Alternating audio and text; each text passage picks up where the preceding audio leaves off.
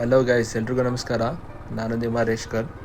ಇವತ್ತು ಆ್ಯಕ್ಚುಲಾಗಿ ನಾನು ನಮ್ಮನೆ ಹತ್ರ ನಿಯರ್ ಬೈ ಇರೋ ಒಂದು ಬ್ಯೂಟಿಫುಲ್ ಆ್ಯಂಡ್ ಮೋಸ್ಟ್ ವಿಸಿಟೆಡ್ ಪ್ಲೇಸ್ಗೆ ನಿಮ್ಮನ್ನೆಲ್ಲರನ್ನೂ ಕರ್ಕೊಂಡು ಹೋಗ್ತಾ ಇದ್ದೀನಿ. ಬನ್ನಿ ನೋಡೋಣ ಯಾವುದಾದ್ರು ಪ್ಲೇಸ್ ಅಂತ ಅಂದ್ಬಿಟ್ಟು.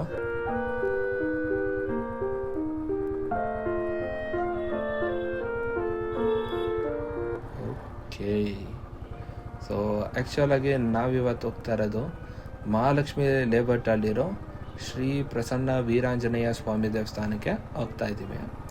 ಸೊ ಆ್ಯಕ್ಚುಲಾಗಿ ಬಂದಿದ್ದೀವಿ, ಇದನ್ನು ಹೇಳ್ಬೇಕು ನಾನು ನಿಮಗೆ. ಸೊ ನೋಡೋಣ, ಫಸ್ಟ್ ಬೈಕ್ ಪಾರ್ಕ್ ಮಾಡಬೇಕು. ನಾರ್ಮಲ್ ಪ್ಲೇಸಲ್ಲೂ ಸುಮ್ಮನೆ ಅಡ್ಡ ಹಾಕೊಂಡ್ಬಿಡ್ತಾರೆ ಕಾರಣ. ಸೊ ಇವತ್ತು ಆ್ಯಕ್ಚುಲಾಗಿ ಅಷ್ಟು ಬೈಕ್ಸ್ ಇಲ್ಲ, ಪಾರ್ಕಿಂಗ್ ಖಾಲಿನೇ ಇದೆ.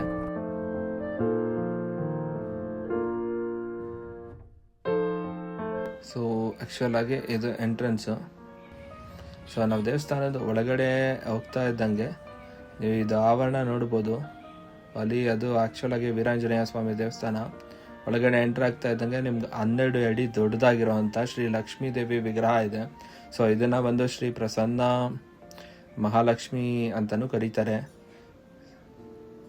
ಸೊ ಇಲ್ಲಿ ನಿಮಗೆ ಕೃಷ್ಣ ಆ್ಯಕ್ಚುಲಾಗಿದ್ದಾವೆ. ಸೊ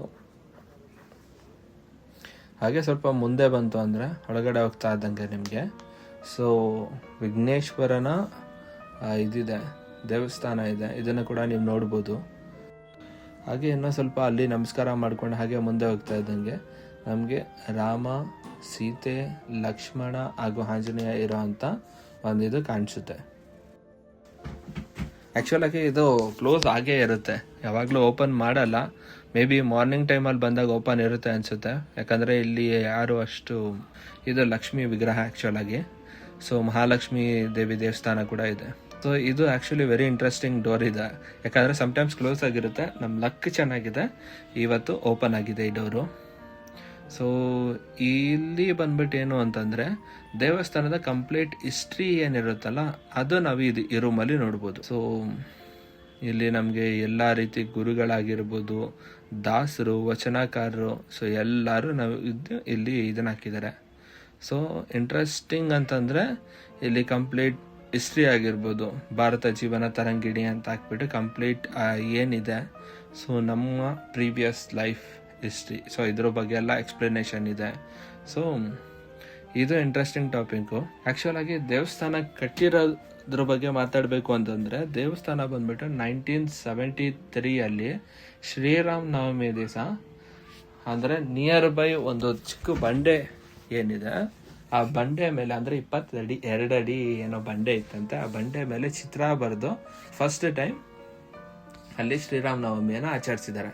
ಸೊ ಅದಾದಮೇಲೆ 1974 ಷಣ್ಮುಖಾನಂದ ಅವರೇನಿದ್ದಾರೆ ಅವರು ಆ ಬಂಡೆನ ಕೆತ್ತನೆಯನ್ನು ಮಾಡಿ ಆಂಜನೇಯನ ರೂಪ ಕೊಟ್ಟಿದ್ದಾರೆ. ಸೊ ಅದಾದಮೇಲೆ 1976 ಬಂದ್ಬಿಟ್ಟು ನಮ್ಮ ಪ್ರೀವಿಯಸ್ ಲೈಕ್ ಏನು ಮಾಜಿ CM ಏನಿದ್ದಾರೆ ಅವರು ಬಂದ್ಬಿಟ್ಟು ಇದನ್ನು ಉದ್ಘಾಟನೆ ಮಾಡಿರೋದು. ಅಂದರೆ ಕೆಂಗಲ್ ಹನುಮಂತಯ್ಯ ಅವರು ಈ ದೇವಸ್ಥಾನನ ಉದ್ಘಾಟನೆ ಮಾಡಿರೋದು. ಸೊ ಇದು ನೋಡಿ ಫ್ರೆಂಡ್ಸ್, ಇದೆ 22 ಅಡಿ ಬೃಹದಾಕಾರವಾದ ಹನುಮಂತ. ತುಂಬ ಚೆನ್ನಾಗಿದೆ ದೇವಸ್ಥಾನ. ಆ್ಯಕ್ಚುಲಾಗಿ ಹೇಳಬೇಕು ಅಂದರೆ ಇಲ್ಲಿ ಇನ್ನೊಂದೇನು ಅಂತಂದರೆ ಈ ದೇವಸ್ಥಾನದಿಂದ ಡೈರೆಕ್ಟ್ ನೀವು ಇಸ್ಕಾನನ್ನು ನೋಡ್ಬೋದು. ನೋಡಿ ಇವಾಗ ಅಲ್ಲಿ ಕಾಣ್ತಿದೆಯಲ್ಲ ನಿಮಗೆ ಇಸ್ಕಾನ್. ಸೊ ಇದಿಷ್ಟು ದೇವಸ್ಥಾನದ ಬಗ್ಗೆ. ಇಲ್ಲಿ ನಿಮಗೆ ಎಲ್ಲ ಗಣಪತಿ, ಅಷ್ಟಗಣಪತಿ ಅಂತ ಹೇಳ್ತಾರೆ. ಸೊ ಅದಿದೆ. ಅದಾದಮೇಲೆ ಇಲ್ಲಿಂದ ಪ್ರಸಾದ ತಗೊಂಡು ಸೊ ಆಚೆ. ಆ್ಯಕ್ಚುಲಾಗಿ ಮಳೆ ಬರ್ತಿತ್ತು ಇವತ್ತು. ಸೊ ಇದು ದೇವಸ್ಥಾನದ ಆವರಣ. ಸೊ ಇಲ್ಲಿ ನಿಮಗೆ ಸಮ್ಟೈಮ್ಸ್ ಏನಾದರೂ ಫಂಕ್ಷನ್ಸ್ ಎಲ್ಲ ನಡೀತಾ ಇರುತ್ತೆ. ನಿಮಗೆಲ್ಲ ಮೆಡಿಟೇಷನ್, ಧ್ಯಾನ ಕೇಂದ್ರ, ಲೈಬ್ರರಿ ಎಲ್ಲ ಅವೈಲೇಬಲ್ ಇದೆ. ಮಕ್ಕಳಿಗೆ ಅಥವಾ ಫ್ಯಾಮಿಲಿ ಅವ್ರಿಗೆ ಏನಾದ್ರು ತೊಗೊಂಡೋಗ್ಬೇಕು ಅಂದರೆ ತೊಗೊಂಡೋಗ್ಬೋದು.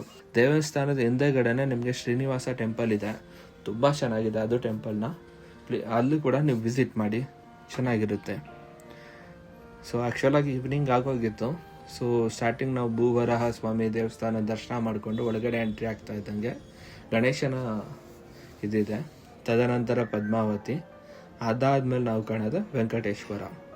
ತುಂಬ ಗ್ರ್ಯಾಂಡಾಗಿ ಅಲಂಕಾರ ಮಾಡಿರ್ತಾರೆ, ಬಿಕಾಸ್ ಹೆಂಗಿದ್ರು ಶ್ರಾವಣ ಶನಿವಾರ ಬೇರೆ ಇವತ್ತು, ತುಂಬ ಕ್ರೌಡೆಡ್ ಆಗಿತ್ತು.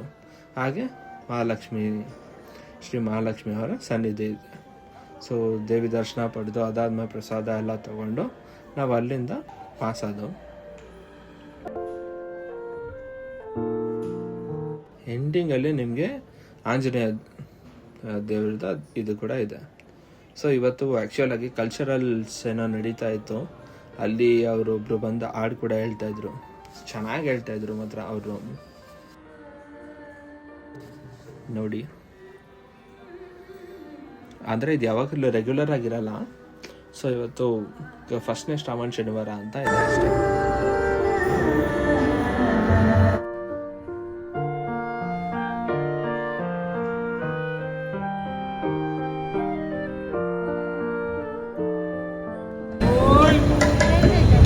ಶ್ರೀಕೃಷ್ಣ ಭೂಮಿಗೆ ಬಂದಿಂದ ಹಿಡಿದು ಎಂಡ್ ಕಂಸನ ವಧೆ ಆಗೋವರೆಗೂ ಕಂಪ್ಲೀಟ್ ಜರ್ನಿ ಇದೆ.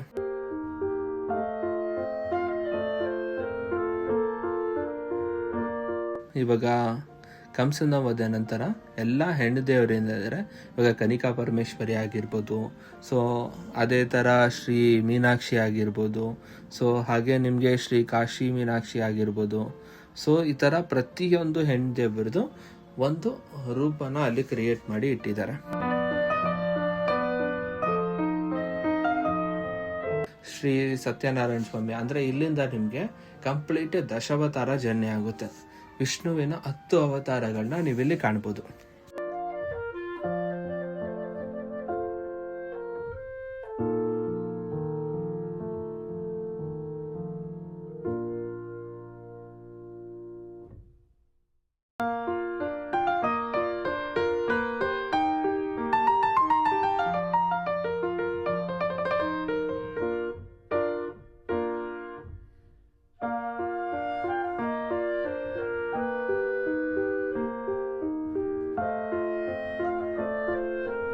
ಅದಾದಮೇಲೆ ಸಮುದ್ರ ಮಂಥನ ಆಗಿರೋದನ್ನು ನೀವು ನೋಡ್ಬೋದು.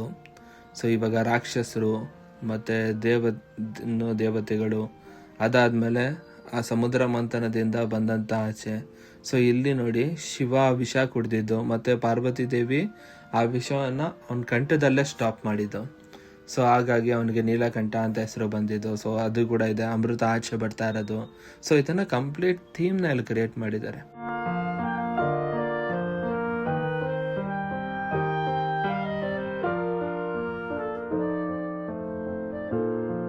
ಅದಾದಮೇಲೆ ಇದು ವೆಂಕಟೇಶ್ವರ ಭೂಮಿಗೆ ಬಂದಿದ್ದು ಕಂಪ್ಲೀಟ್ ಜರ್ನಿ.